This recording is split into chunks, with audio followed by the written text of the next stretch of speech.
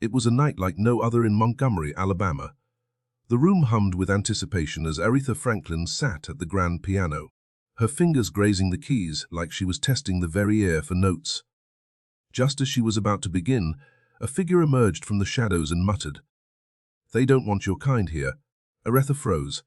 Her kind, the queen of soul who had brought the world to its knees with her voice, was being told she didn't belong.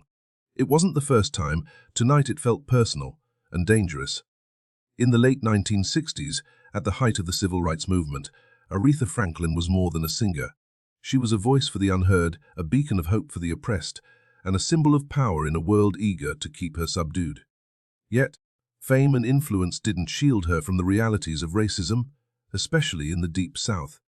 The story unfolds with Aretha receiving an invitation to perform at an exclusive gala in Montgomery, Alabama, to raise funds for community betterment initiatives. The letter is formal, polite, and flat a rare attempt by the Old South to embrace the cultural tide shifting toward equality.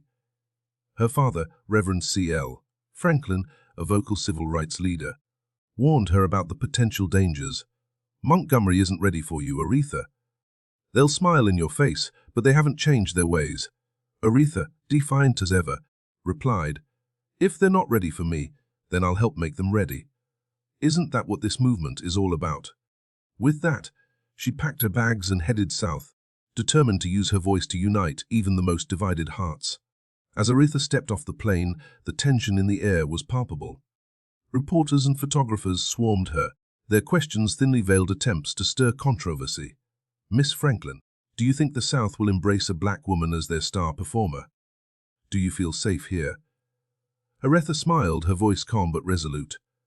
"Music doesn't see color, and neither should we." But behind the flash of cameras, whispered comments betrayed the unspoken truth. Many in the town were not ready for her presence. The Montgomery Civic Center was an architectural relic, its grandeur a stark contrast to the turbulent emotions swirling within its walls. Aretha arrived for rehearsal, her entourage on edge after overhearing murmurs of protests brewing outside. As she settled behind the piano, a janitor approached her. He was an older black man with wary eyes that seemed to carry the weight of 1,000 untold stories. "Miss Franklin, you're brave to be here. Be careful tonight. Not everyone in this town sees you the way I do." Aretha paused, sensing the depth of his warning. "What's your name?" she asked softly. "Henry," he replied. "Just Henry." "Well, Henry," she said with a gentle smile, "tonight's for people like you. Let them see who we really are." The evening of the gala arrived, and the Civic Center buzzed with a mix of excitement and unease. Aretha's set was the highlight of the night, drawing a diverse crowd that included civil rights activists, local politicians, and members of Montgomery's upper class. As she prepared backstage, a stagehand approached her, his face pale. "Miss Franklin, someone left this for you." He handed her a note, scrawled hastily in black ink. "Stay off that stage or else." Her manager urged her to cancel. "Aretha, we can reschedule. It's not worth the risk." She held the note tightly, her jaw set in determination. "If I don't go out there, they win. And I'm not about to let them silence me." When Aretha finally stepped onto the stage, the room fell silent. The crowd was a mix of anticipation and tension, with pockets of dissenters visibly uncomfortable in their seats. She opened with a powerful rendition of "Respect," her voice soaring above the noise of a few scattered boos. But midway through her set, a commotion erupted near the back of the hall. Protesters had broken through the doors, shouting slurs and holding signs that read, "Segregation forever." Aretha didn't falter. She turned to the crowd and said, "You can shout all you want, but I will not stop singing. Not for you. Not for anyone." As she launched into her final song, "A Change Is Gonna Come," a loud crash echoed through the hall. The chandelier above the stage began to sway ominously. Gasps rippled through the audience as a figure in the balcony yelled. She was warned. Aretha locked eyes with Henry, who was standing in the wings, motioning for her to leave. But instead of fleeing, she continued to sing, her voice steady and unyielding. As the final note of "Change Is Gonna Come" echoed through the hall, the chandelier trembled one last time before falling to the stage with a deafening crash. The audience erupted in chows, screams, shouts, and the sound of feet scrambling toward the exits. Aretha remained seated at the piano, her fingers frozen on the keys. The Debras missed her by inches, but the message was clear: someone wanted her silenced. Henry was the first to reach her. "Miss Franklin, you need to leave now," he urged, pulling her to her feet. Her entourage quickly surrounded her, shielding her as they hurried toward the backstage exit. Outside, a small group of protesters had gathered, their signs and chants venomous. The police stood idly by, their indifference a stark reminder of the systemic prejudice Aretha was up against. "Get her in the car," her manager shouted. As the vehicle sped away, Aretha glanced back at the Civic Center, now a battleground instead of a stage. Later that night, in the safety of her hotel room, Aretha sat in silence, the events replaying in her mind. Her manager and security team were debating whether to cancel the rest of the southern leg of her tour. "It's not worth your life," her manager insisted. Before she could respond, there was a knock at the door. Henry stood there, his cap in hand. "Miss Franklin, may I come in?" She nodded, gesturing for him to take a seat. "I know who's behind this," he said, his voice barely above a whisper. "It's the Sons of the Confederacy.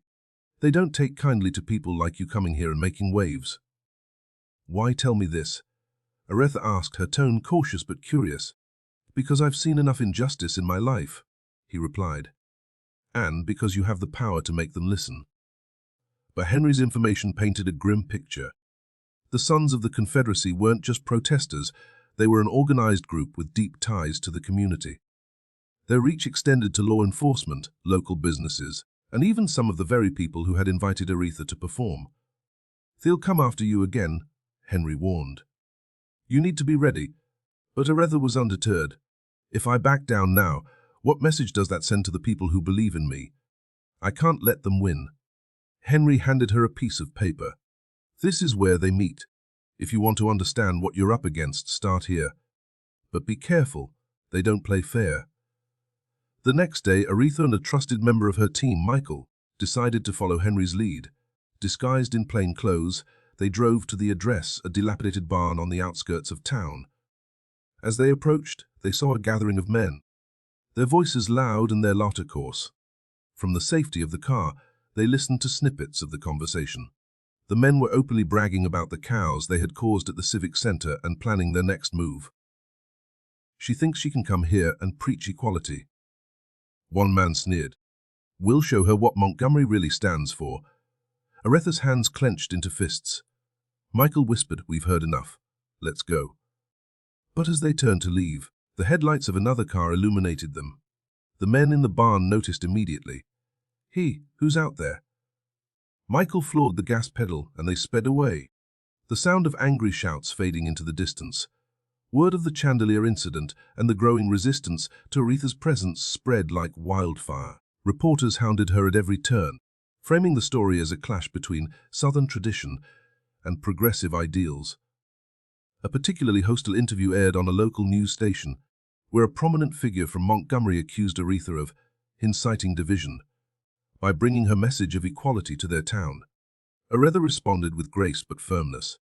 "If my message of respect and unity is divisive, then perhaps the problem isn't my music, but the hearts unwilling to hear it." That evening, Henry came to see Aretha again, this time with a visible sense of urgency. "They know you went to their meeting," he said. "And they're planning something bigger." Before he could elaborate, there was a knock at the door. Aretha's security opened it to find 2 police officers standing outside.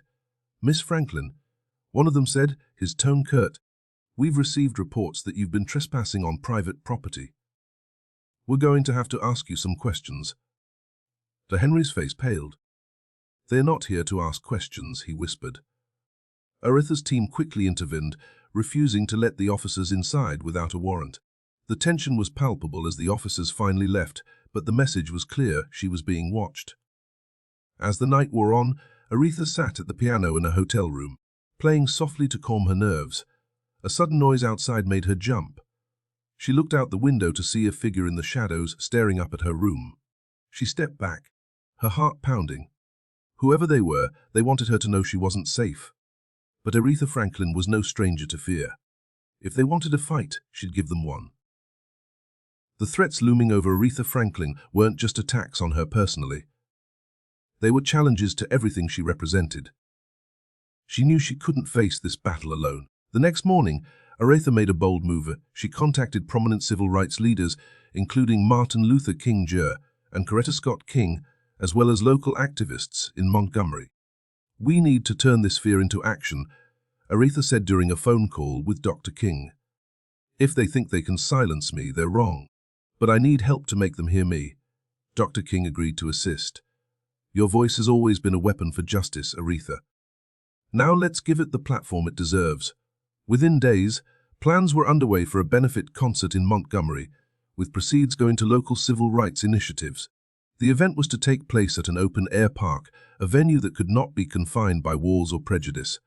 As news of the concert spread, the Sons of the Confederacy intensified their efforts. Flyers appeared around town, warning residents to boycott the event. Local business owners who supported Aretha faced anonymous threats, and several were forced to withdraw their sponsorships. The night before the concert, Aretha received a chilling call. A deep, gravelly voice on the other end said, "If you go through with this, it'll be your last song." Her team begged her to cancel, but Aretha remained steadfast. "If I don't sing tomorrow, they've already won," she said. The morning of the concert was tense. Armed police patrolled the park, while volunteers worked tirelessly to set up the stage. Despite the fear hanging in the air, people began to gather. Families, activists, and even a few brave locals who wanted to support the cause.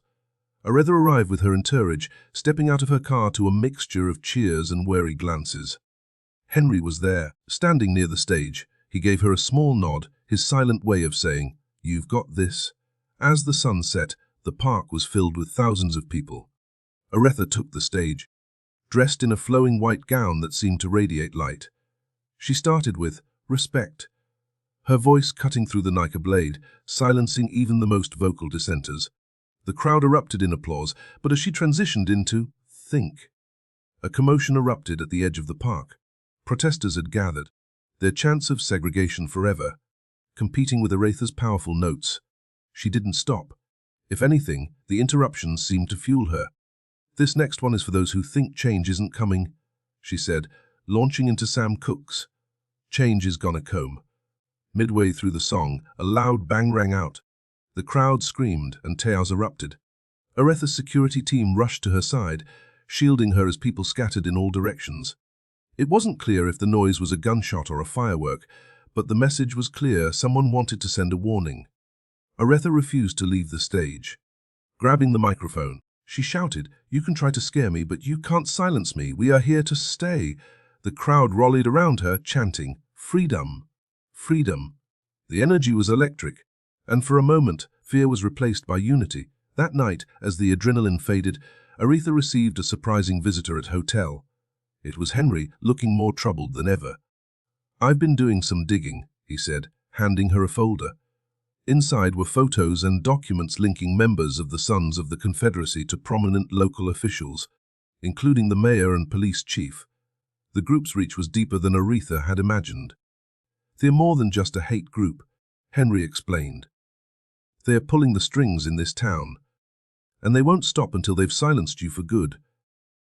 Aretha decided it was time to expose the truth. With the help of a journalist from a major newspaper, she began gathering evidence and testimonies from victims of the group's actions. She also reached out to the FBI, ensuring that the story would gain national attention. Her concert in Montgomery had been more than just a performance. It was a rallying cry for justice. The footage of her standing firm in the face of threats went viral, inspiring marches and protests across the country. As Aretha prepared for her next performance in Birmingham, Alabama, she received a package. Inside was a photograph of her on stage in Montgomery with the words, "You're next," scrawled across it in red ink. Aretha's hands trembled as she held the photo, but her resolve only deepened. The battle wasn't over, but she was ready for whatever came next. The photograph with the chilling message, "You're next," sat on Aretha's desk like a ticking time bomb. Her team pleaded with her to take extra security measures. Henry, now a trusted ally, joined the efforts to protect her. "This isn't just about you, Miss Franklin," Henry said gravely. "If they succeed in silencing you, they'll send a message to everyone fighting for equality: stay quiet or face the consequences." Aretha agreed to tighten her security, but she refused to cancel her Birmingham concert. "My silence won't save anyone," she said. If they're watching me, then let them watch me sing for justice. The night of the Birmingham concert arrived with palpable tension. The venue, an old church turned community center, was packed with activists, families, and even a few curious skeptics. Outside, protesters gathered, their chants louder and angrier than ever before. The atmosphere inside was electric as Aretha took the stage. She opened with her anthem, Respect, her voice cutting through the noise like a battle cry. The audience cheered, their energy pushing back against the hate just outside the doors. But halfway through her second song, Chain of Fools, the lights flickered, and then the power cut out completely. The room fell into darkness, and a murmur of panic rippled through the crowd. Aretha's voice rang out in the silence. They can turn off the lights, but they can't turn off our spirit. The crowd erupted in cheers, and someone started clapping to the rhythm of her song. Soon, the entire audience joined in, their voices rising in unison to fill the void. The power was restored minutes later, but the tension remained. Aretha continued her set, but as she moved into her final song, Ain't No Way, chaos erupted outside. Protesters had broken through the police barricades, and a group of them stormed the venue. Security quickly moved to intercept them, but not before one of the intruders threw a smoke bomb into the crowd. Panic ensued as people scrambled to escape the choking fumes. Amid the chaos, Aretha stood firm on the stage, refusing to leave. Her voice soared above the commotion, calm and unwavering. Don't let them win, she shouted into the microphone. Stand your ground, this is our moment. Her bravery inspired the crowd. Instead of fleeing, they linked arms and began chanting, Freedom. The intruders, overwhelmed by the sheer force of unity, retreated. The attack on the Birmingham concert was the breaking point. The footage of Aretha standing firm while chaos unfolded around her went viral, capturing the nation's attention. Civil rights leaders rallied behind her, demanding an investigation into the Sons of the Confederacy and their connections to local authorities. The evidence Aretha and Henry had collected became key in exposing the group's network of power. The journalist Aretha had partnered with published a groundbreaking exposé, revealing the names of prominent figures involved in the hate group, including the mayor and police chief. The backlash was swift. Federal authorities stepped in and arrests were made. For the first time, the Sons of the Confederacy faced the full weight of justice. The weeks that followed were a whirlwind. Aretha received death threats daily, but the outpouring of support from across the country drowned out the hate. Her concerts became more than performances. They were rallies for justice, each one a declaration that love and equality would always triumph over fear. Henry, once a quiet janitor in Montgomery, became a symbol of courage in his own right. His testimony against the Sons of the Confederacy was instrumental in dismantling their operations. Months later, Aretha returned to Montgomery for one final concert. This time, the atmosphere was different. The Civic Center was packed with people from all walks of life, united by a shared desire for change. As Aretha took the stage, she paused to address the crowd. This journey has been one of pain, courage, and triumph. But it's not just my journey, it's ours. And together, we've shown the world what it means to fight for justice.